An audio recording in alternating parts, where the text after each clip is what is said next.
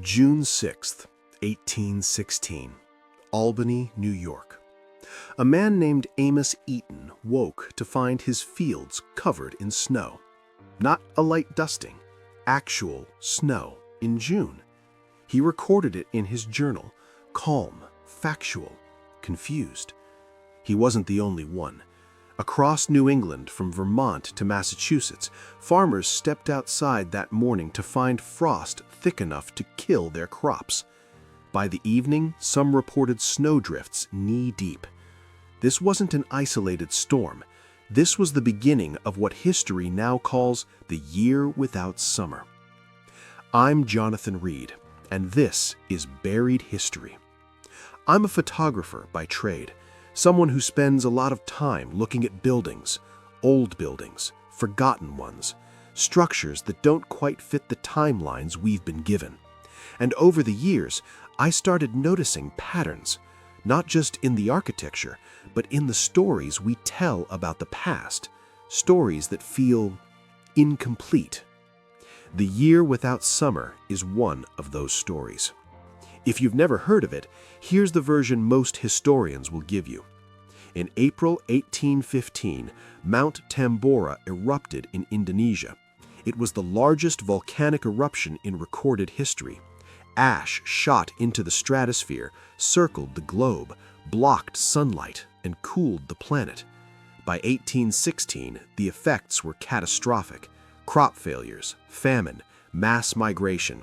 Tens of thousands died across Europe. It was a natural disaster, unprecedented in scale, but ultimately explainable. That's the story, and for most of my life, I accepted it. But the more I looked, really looked, at what happened in the years following 1816, the more I started asking a question I couldn't shake. Does the explanation we've been given actually match the evidence left behind? I'm not here to tell you what to believe. I'm here to show you what I found. And if you're interested in these kinds of questions, questions about history, architecture, and the stories we inherit without questioning, consider subscribing. I try to post videos like this every few weeks, and your support helps me keep digging. Let's start with what we know. The climate records from 1816 are disturbing. Not just unusual, disturbing. In Switzerland, Mary Shelley spent the summer indoors, trapped by relentless storms and cold. She wrote Frankenstein during that time, partly because there was nothing else to do. The sky, she noted, was perpetually overcast. In Germany, food shortages sparked riots. In Ireland and Wales, the rains didn't stop. Crops rotted in the fields. By the end of the year, typhus outbreaks had begun. And in North America, it wasn't much better. Snow in June, frost in July and August. Farmers in Vermont reported losing everything. Some abandoned their land entirely and moved west. This is all documented, all acknowledged. Mount Tambora is the accepted cause. But here's where I started to feel uneasy. When I started mapping the climate data, region by region, I noticed something strange. The cooling wasn't uniform. Some areas were devastated, others showed almost no impact, and the areas that were affected didn't follow the atmospheric patterns you'd expect from volcanic ash dispersal.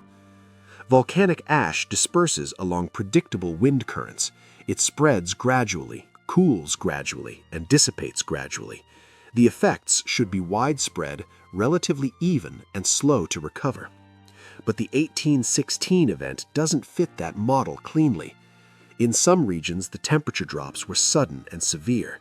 In others, separated by only a few hundred miles, the impact was minimal. The recovery was irregular.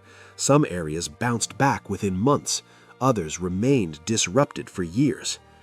I'm not a climate scientist. I can't tell you definitively why that is, but I can tell you that when I started reading papers written by atmospheric scientists, people who've studied volcanic winters extensively, many of them admit that the 1816 cooling event is harder to model than they'd like. There are inconsistencies, localized severity that doesn't align perfectly with global ash dispersal. That doesn't mean Tambora didn't happen. It did. But it does make me wonder if something else was happening at the same time, something that compounded the effects, or something that the explanation was later used to cover. I don't know, but I started looking at what came next. In the decades following 1816, something unprecedented happened. People moved, not gradually, not in small groups, in waves. In Europe, entire communities uprooted. German and Irish immigrants flooded into North America by the hundreds of thousands. In Russia, population centers shifted. In Asia, demographic records from this period show unexplained gaps, sudden relocations, missing documentation, villages that simply don't appear in later censuses. The official explanation is economic hardship, famine. People left because there was no food, no work, no future. And I'm sure that's part of it, but the scale of it bothers me. Because at the same time, in the United States, something else was happening. Something I didn't connect to 1816 until much later. The Orphan Train movement. Between 1854 and 1929, over 200,000 children were placed on trains and sent west. They were taken from cities, mostly New York, Boston, Philadelphia, and relocated to rural areas across the Midwest. The stated reason was urban overcrowding and poverty. Charitable organizations claimed they were saving these children from lives of destitution. But when I started reading the actual records, what's left of them, I noticed something odd. Many of these children had no documented family history, no birth records, no records of parents. The documentation, when it exists at all, is sparse, vague, incomplete. And the timing is strange. If these were children orphaned by the economic fallout of 1816, why didn't the movement begin nearly 40 years later? Why did it continue for 75 years? And why were the records so poor? I'm not saying there weren't orphans. Of course there were. But the numbers, the institutional coordination, the systematic nature of it, it feels like something more than a charity program. It feels like relocation. And if you're thinking, Jonathan, that's a leap, you're right, it is. But stay with me. This is where my background as a photographer comes in, because I spend a lot of time looking at old buildings. And in the years following 1816, we see an explosion of institutional construction unlike anything before it. Orphanages, asylums, workhouses, reformatories, poorhouses. They appear everywhere, in America, in Britain, across Europe, all built within a relatively short window of time.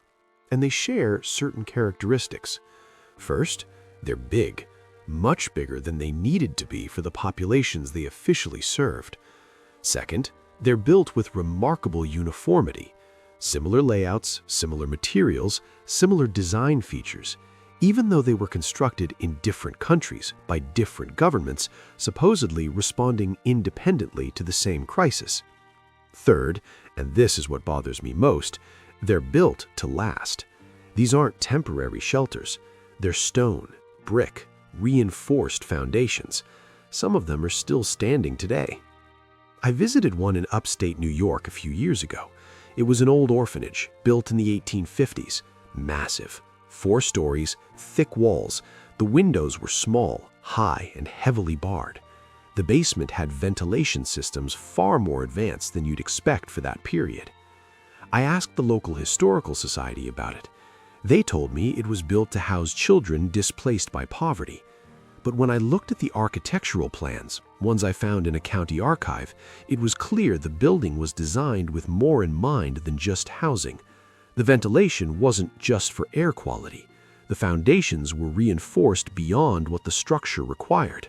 The layout suggested quarantine protocols, isolation wings. Why?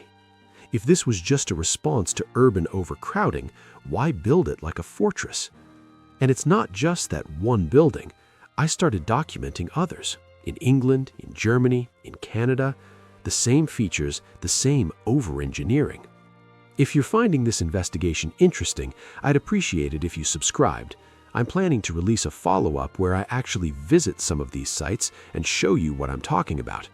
Your support makes that possible. Here's the thing that keeps me up at night. Let's say, for the sake of argument, that the volcanic explanation is correct. Tambora erupts, the planet cools, crops fail, famine spreads. Governments and charitable organizations respond by building institutions and relocating populations. Fine, but how did they coordinate it? In 1816, there was no telegraph, no international postal system, no global communication network. Travel between continents took months, and yet within a few decades, we see nearly identical institutional responses appearing simultaneously in disconnected regions. Orphan relocation programs in America, workhouse expansions in Britain, asylum construction booms across Europe, population redistributions in Russia, all happening at the same time, all following similar models, all built with similar architectural features. How? How do isolated governments dealing with their own crises all arrive at the same solution? How do they build the same kinds of buildings, implement the same kinds of programs, and move populations in the same systematic ways without the infrastructure to coordinate such efforts? The standard answer is that it was just effective crisis management. People saw what worked and copied it. But that doesn't explain the speed, or the uniformity, or the architectural continuity, unless the coordination already existed, unless the infrastructure was already in place, unless what we're looking at isn't independent responses to a disaster, but a coordinated response to something that required global management. I don't know what that something was, but the more I looked, the more I kept coming back to one possibility I didn't want to consider. I need to be careful here. I'm not claiming I know what happened. I'm not saying I have proof, but I do think there's a pattern worth examining. A nuclear winter produces specific effects: rapid cooling, irregular distribution based on blast zones rather than atmospheric circulation, localized severity, environmental contamination requiring population relocation, and institutional responses focused on protection and quarantine. The 1816 climate data fits some of those patterns better than a purely volcanic model.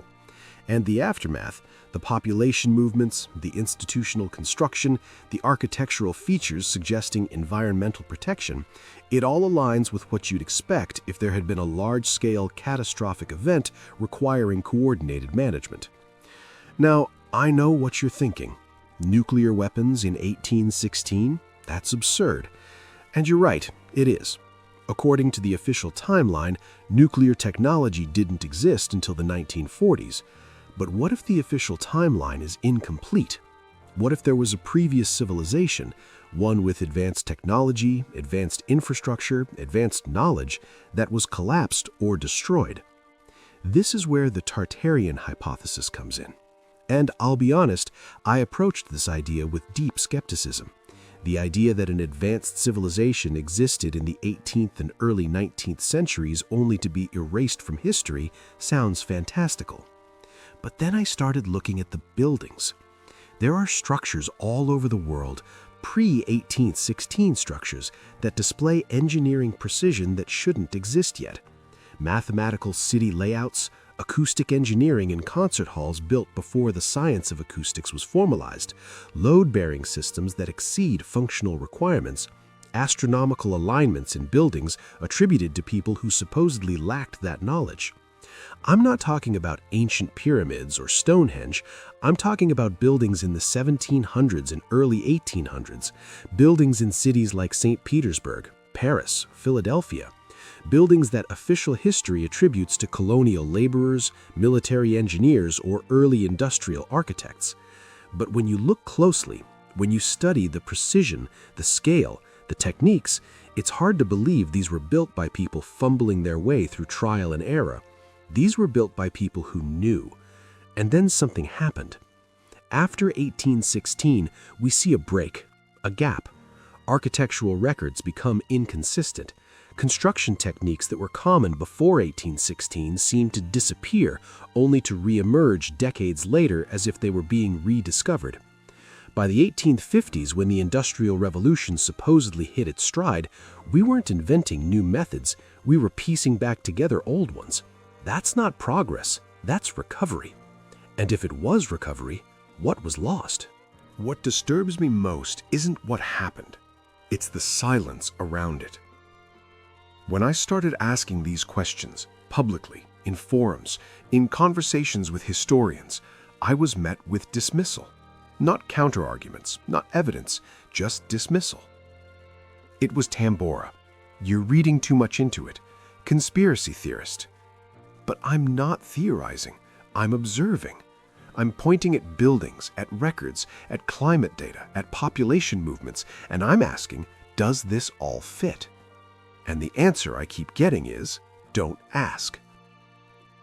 That bothers me more than anything else.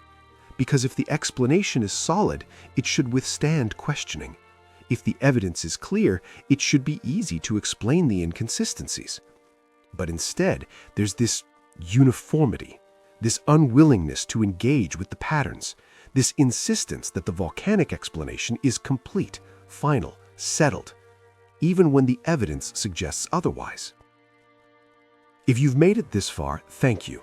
I know this is a lot, and I know it raises more questions than it answers. If you want to see more investigations like this, deeper dives into specific buildings, specific records, specific patterns, please consider subscribing. This channel only exists because people like you are willing to ask uncomfortable questions. I can't prove that 1816 was a nuclear winter. I can't prove that an advanced civilization was destroyed or erased. I can't prove the Tartarian hypothesis. But I can show you the evidence. I can point out the patterns. I can ask the questions that official history refuses to address. And here's what I keep coming back to. If a volcanic eruption caused climate disruption severe enough to trigger mass starvation, unprecedented migration, and the construction of thousands of institutions across multiple continents, if that same event required the relocation of over 200,000 children, many with no documented family history, if it necessitated the building of fortified structures with environmental protection features built with uniformity and coordination that shouldn't have been possible, then why does no one question whether the response matches the cause? Why are the records incomplete? Why is the architectural timeline inconsistent? Why does the coordination exceed the stated infrastructure? These aren't radical questions, they're observations. And maybe I'm wrong. Maybe I'm seeing patterns where none exist. Maybe the volcanic explanation is complete and everything else is coincidence. But I don't think so. I think something happened in 1816, something larger than we've been told, something that required management, reorganization, and an explanation simple enough that most people would never think to question it. The year without summer, a volcanic winter, a natural disaster. But what if it wasn't? What if the year without summer was the year they erased? I'm Jonathan Reed. Thanks for watching.